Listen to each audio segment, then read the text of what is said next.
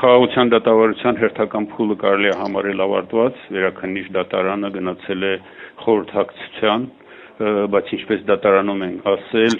բոլորիս համար էլ պարզ է, որ այդ վճիռը վաղուց կայացված է եւ դատավորական կոլեգիան չի, որ կայացում է այդ վճիռը։ Դատավորական կոլեգիան միայն հայտարարության կարգով կհայտարարի եւ կհրապարակի այն, ինչ որ վճռված է։ Մեր վերջին ելույթները շատ հետաքրքիր եւ յուրահատուկ էին, ինչպես նշել եմ, բավական արժանի ելույթներ էին, ինչպես Առաջիհատյանի դատարանում այս պարագային էլ թե դատախազության ներկայացուցիչները եւ թե նաեւ դատավորը անհիմն կերպով միջամտում էին, ընդհատում էին որոշներին, այդ թվում նաեւ ինձ այդպես էլ չթողեցին ամբողջական իմ խոսքը ներկայացնել, բայց այնուհանդերձ խնդիր չէ, մենք բոլորս հասկանում ենք, որ սա քաղաքական դատավարություն է եւ շատ բարձ հայտարարում ենք այնտեղ, որ քաղաքական դատավարություն է, այլ կերպ չի էլ կարող լինել։ Ամենամեծ գնահատականը հավանաբար այս դատավարության տվել է պաշտպաններից մեկը, ով Առաջիհատյանում հենց այսպես զգուշացրել է, որ ամաչելու են տարիներ հետո իրենց ծերունների առջև, իսկ այս անգամ շատ յուրահատուկ խոսք փոխանցեց դատավորական կոլեգիային, այսպես զգաստացնող խոսք փոխանցելով, որ չպղծենք դատարանը եւ ասաց, որ մեր հաղթանակները այս դատավարությամբ պղծել ենք, այսինքն մեր ընդհանուր պահվածքը արդեն մղում է նրանց, որպեսզի նրանք խոստովանեն, որ դատավարական գործընթացում իրենք լուրջ բացեր են ունեցել եւ ինչպես ես նշեցի իմ խոսքի մեջ վերջին իմ ելույթի ժամանակ Առաջիհատյանի դատարանում փաստորեն քաղաքականապես եւ բարոյապես մեղադրող կողմը եւ դատավորական կոլեգիան, որ նույն թիմն են, փաստորեն չեն շահել դատը, շահողը եղել ենք մենք, որպես մեղադրյալներ, այսպես ասած։ Մենք արժանի հակահարվածներ ենք տալիս,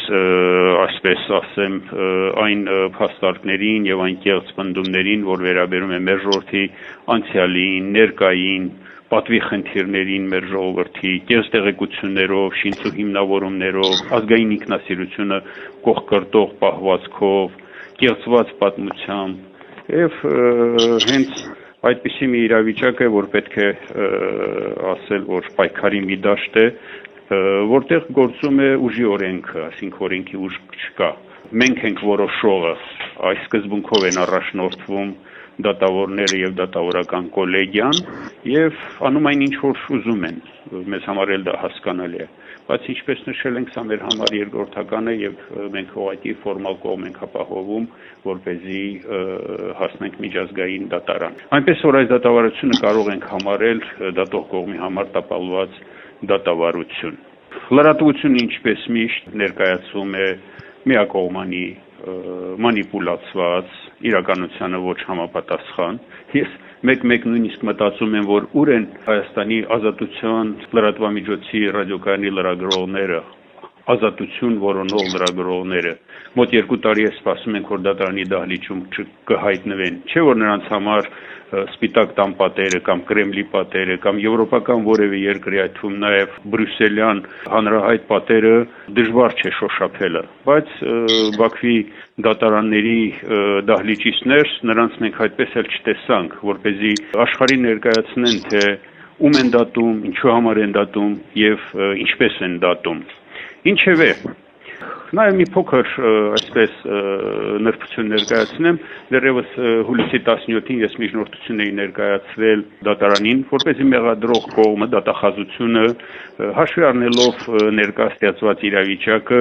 հայցը հետ վերցնի եւ քրեական գործը կարճվի, այս քրեական հետապնդում կոչված է դադարեցվի։ Տեղի վրա մերժվել է։ Ես բնականաբար ներկայացի, որ պետք է երիտասարդ կազմը, որ ներկա է խորհրդակցեն իրենց վերադասնել իրենց վերադասի,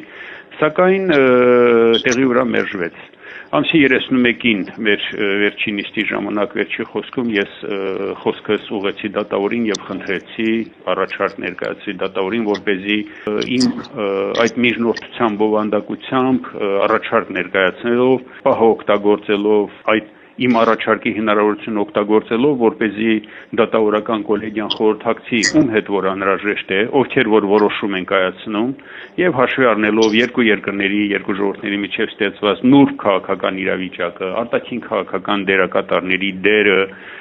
եւ որպես ապագայի միտված ներդրում այս քրեական հետապնդումը դադարեցնեն եւ գործը կարճեն։ Ինչ կորոշեն, սա այլ հարց է, բայց ամենայն դեպս այդպիսի մի առաջարկ ներկայացվել է։ Մեկ անգամ եւս պիտի ասեմ, որ մոտ 2 տարվա շարունակող այս երկու ատյանների դատավարության ընթացքում պաշտպանական կողմը այդպես էլ չստացավ ոչ մեղադրական ակտը, ոչ մեղադրական եզրակացությունը եւ ոչ էլ առաջի ատյանի դատավճիռը։ Լավ մնացեք, մենք մեր խոսքը դեռ կասենք։